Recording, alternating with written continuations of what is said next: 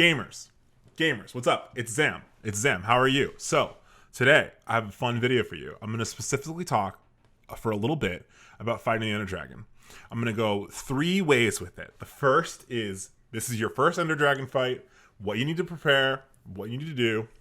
Second, I'm going to talk about how I specifically fight the Ender Dragon. And third, I'm going to show you some wild stuff that people have figured out and how to fight the Ender Dragon even faster.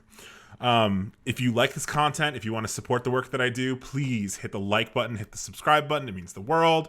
And if you want to see more of this kind of content in a shorter form, make sure to follow the tiktok.com/zamcatzam. I post small tutorials and stream clips and all kinds of stuff on there. So without further ado, let's get into it. So we're going to start off with a resource list. Now, I've turned on cheats because I'm not planning on playing out a full Let's Play here, but I'm assuming here, if you're watching now, that you are playing in a Let's Play, that you've been grinding a world, that you're starting out with stuff, and you want to go fight the dragon. And if I'm assuming that, I'm also going to say, you know, if you've already fought the Ender Dragon for the first time, and you're interested in other things, feel free to skip ahead. I'm going to go ahead and show you just kind of like the basics of what you're going to want to have to fight the dragon for the first time. So I'm only going to use iron things here. You can go ahead and upgrade any of these to diamond. I'm going to say you're going to definitely want a pickaxe. You're going to definitely want an axe. You're also going to want full iron armor, at least, especially if this is your first time fighting the dragon. You're going to want spare ender pearls. I'd say roughly 4 is a really good idea. You're definitely going to want food of some kind. Golden apples wouldn't hurt.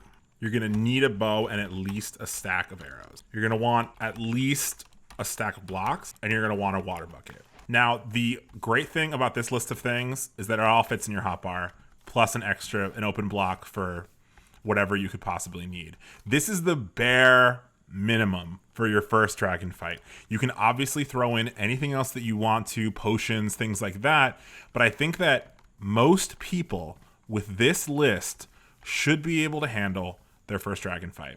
So I'm going to go ahead and get into it. I'm going to go, and obviously we're going to assume that if you've been playing on this world, that you found the stronghold, you're ready to go in. And so I'm just going to teleport myself in.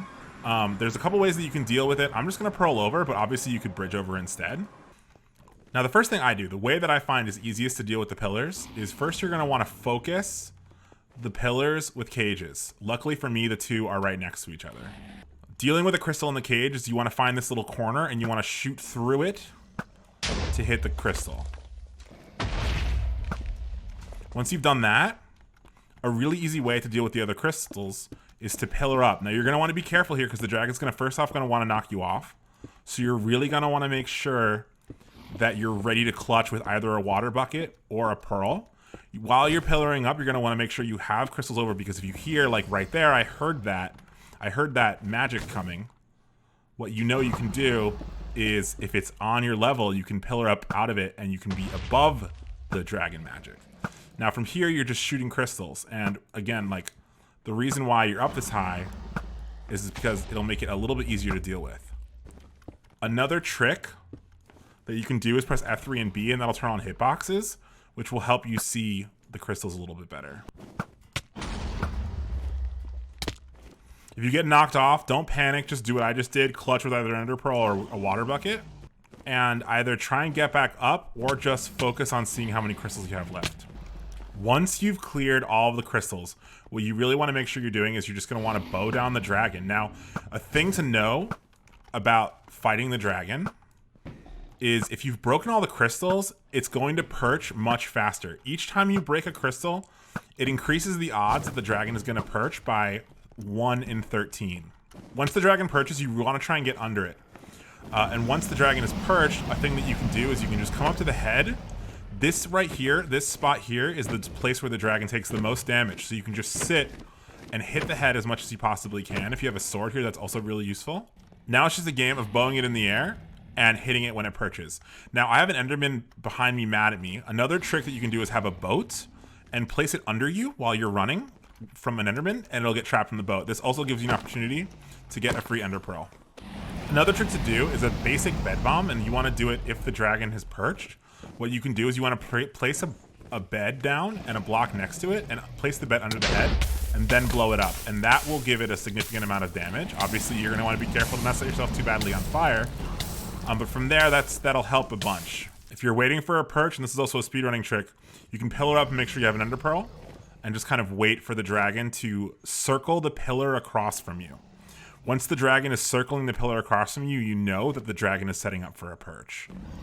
You can see it here, it's circling around this pillar, that's how you know. Once you see the dragon directly turn in like that, you want to pearl it directly into the fountain. Come underneath it. Head for the head. Hit it where you can. And you've won. Now you can just stay in the portal here and wait for the end credits, or you can come out and get your XP if you want it. Okay, again, so now I'm going to tell you how I fight the Ender Dragon in a speedrun. The first thing that you're going to make sure you definitely have is at least 4 beds. I'm going to give myself 7 here just to be completely safe. You're going to want 4 obsidian, and you're going to want roughly 4 ender pearls spare. You're also obviously going to want a little bit of food, and you're going to want a bow and arrows for the same reason as before. And I'll explain why in this case. And it certainly doesn't hurt to have a little bit of spare cobblestone. So again, we're just gonna head straight in. Like before, you can pillar over if you want, you can bridge over if you want to. But in my case, I'm just gonna go ahead and pearl over. Once you're in, the first thing you're gonna wanna do is you're gonna run over to the fountain, and you're gonna wanna set up your obsidian like so. The most important thing is that there's 1 piece of obsidian here. This 1 piece of obsidian is all that really matters. And once you've done that, that's going to be what you're setting your beds up against. Now, you're also going to make sure you definitely have hitboxes on because you're going to be looking for the head. I'm setting up for what's called an east-west perch, which actually I don't think is the best way to do this, but it's just the way that I know how to do it. Once you have your obsidian set up the way that you want it, a thing that you can also do is just like before, you can start pillaring up to wait for the perch. And while you're doing this, you can start clearing crystals. Now, in a speedrun, you don't have to clear all the crystals because what you're actually doing is you're not going to need to, based on how fast you can potentially kill the dragon. But, like before, the more crystals you clear, the higher odds that the dragon is going to perch. Because what you're trying to do now is maximize the ability for your dragon to perch. So you just want to really keep an eye on while you're doing that. And so see here, I have the dragon circling. So I know it's coming soon, so I want to have my ender pearl ready to pearl back down. And I'm just waiting for the turn in. Once you see that turn in, you can go ahead and set yourself up.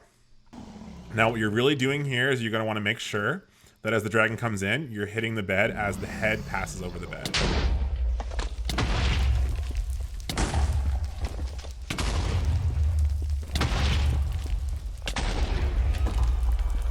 Not the cleanest bed bombing. There are definitely people that do it better than me, but that is the best way to potentially do it, is just making sure that you're hitting the head when it crosses over the pillar. Now that that's done, the last thing I want to show you all is actually something that I'm not sure that I'm ever going to be able to do, but there are maybe some of you there that out here watching my videos that are better than me at the game that can potentially, you know, do even wilder things with the game. So what I'm going to do is I'm actually going to play you all a clip from a YouTuber whose name is Now You Are. I don't know if I'm pronouncing that correctly. I hope I am, because they seem really fucking cool. They put up a lot of different things. Like one of the clips they did was they showed Illumina's speedrun. If they had done something called cycling, zero cycling. If they had done something called zero cycling. And zero cycling is really cool because what it does is it takes advantage of dragon mechanics in a very unique way. Now the specifics on how to do it are, again, very tricky, and there are a ton of resources as this is happening, as the science is developed to do it. And please look into that. You know, look on YouTube, how to zero cycle. That's what it's called. But I'm going to go ahead and show you the clip now.